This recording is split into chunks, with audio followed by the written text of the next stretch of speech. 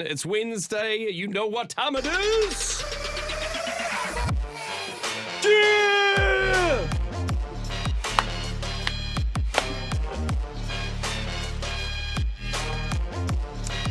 The Rev Frank Ritchie joins us, and that's his intro music.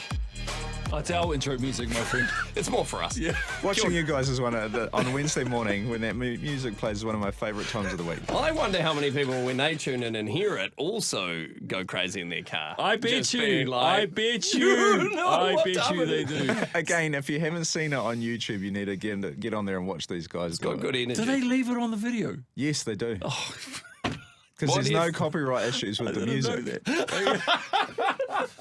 Hey, So don't, you guys- don't give away our secrets, Frank. No, I want people to watch it.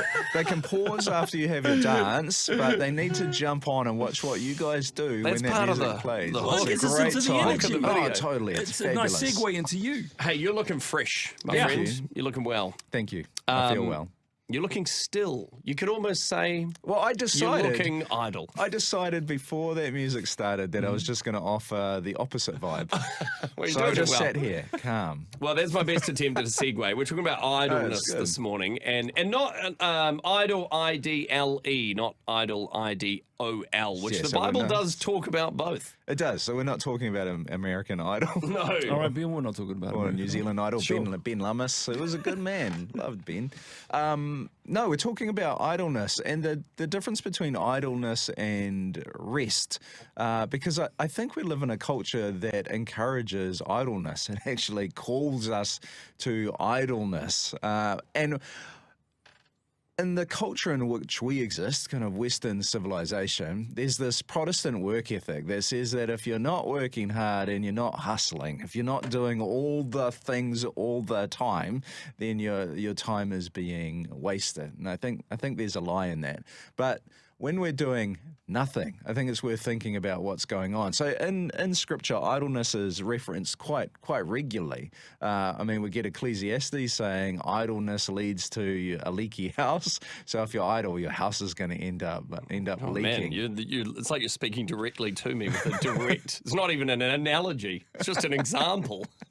And then in Proverbs, the Proverbs 31 woman, which is a metaphor, it's not instructions. Can I just say this very quickly? Can we do a whole segment on Proverbs 31? the Proverbs virtuous woman? 31 is not instructions for what the ideal woman should be like and what she should do. So if you're a guy out there and you're trying to measure a woman up based on Proverbs 31, you're completely off base.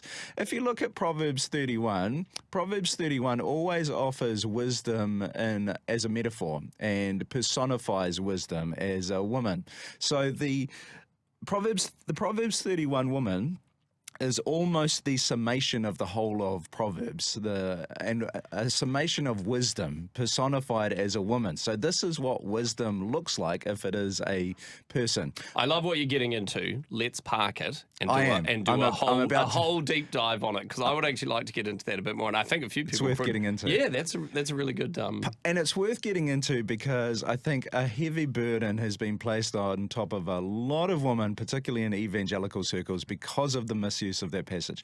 But there's this one little line in there that says that this woman, the Proverbs 31 woman, does not eat the bread of idleness. So there's this sense that idleness is like this thing that you can eat and it feels good right at the beginning, but then it doesn't lead to anything. It's kind of hollow, as opposed to rest. So when the scriptures are talking about idleness, it's kind of talking about this undisciplined slackness. It's this unintentional slackness.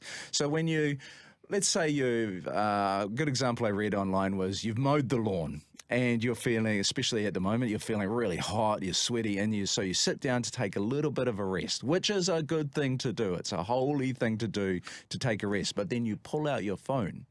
And rather than just taking a 5-minute breather and a 5-minute rest, which would recuperate you, you end up sitting there for some inordinate amount of time where you lose yourself and you just keep scrolling and scrolling and scrolling, and it achieves absolutely nothing.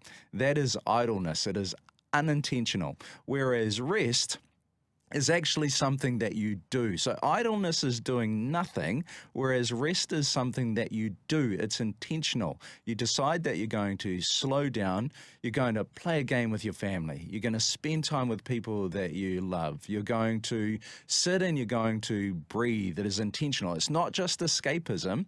Rest in Scripture is diving into what life really is. It's a reminder that we're not in charge, that when we slow down and we stop, the world is going to keep on ticking and God is going to keep on being God. It's a putting ourselves in our rightful place, and it is recuperating. It is intentional, whereas idleness is just this slackness that kind of has no intention and keeps going. Can you intentionally decide that you're going to get into a scroll hole of Instagram Reels for 20 minutes? and be like, that's what I am doing for the next 20 minutes. I'm checking out of the world and I'm just mindlessly, I don't even know, I'm just turning off my brain. That's a good question. Could you turn that idleness, if it's sort of accidental, into an intentional form of rest? That's like arguing where the line of sin is. Could I drink this much and just feel a little bit tiddly, but as long as I've still got my senses, it's okay? My faculties are mostly there. So, yeah, well, probably an odd question. But I like what you're saying, right? That difference between the two. Yeah. And making the distinction. Yeah, I mean, I think you could possibly make a case that yes, that could be a time of rest, just like sitting down and watching a TV show. But there's also a question there of how is it forming us? Yeah.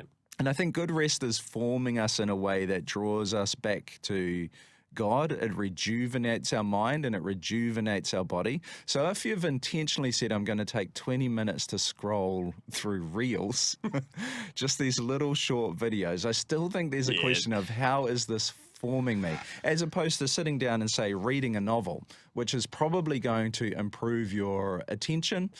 Reading fictional novels has been proven to build empathy in us as we learn to relate to different characters. So the question is how is this forming me? Is this forming me in a way that builds me up while I'm relaxing, or is this rotting my brain?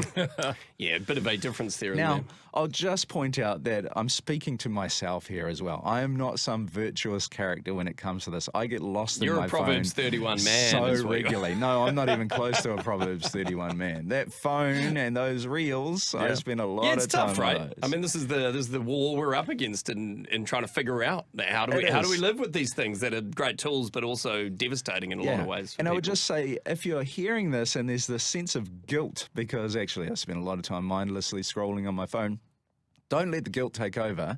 Just go, okay, how can I take control of this so I intentionally rest in a way that honors the life that God has given me? And let's start moving ourselves towards that. Got nothing more to add to that? Can I throw one quote at you before we move on? Benjamin Franklin said, idle hands are the devil's playthings. Yeah, I think so. Again, because it's that unintentionality that allows something else to take control.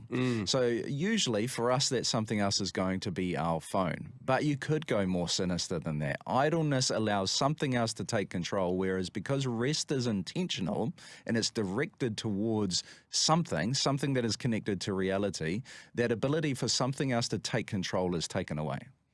Great thoughts, Frank, and I look forward to sometime in the future doing a deep dive on Proverbs 31. Yes. I think that'd be really good, actually.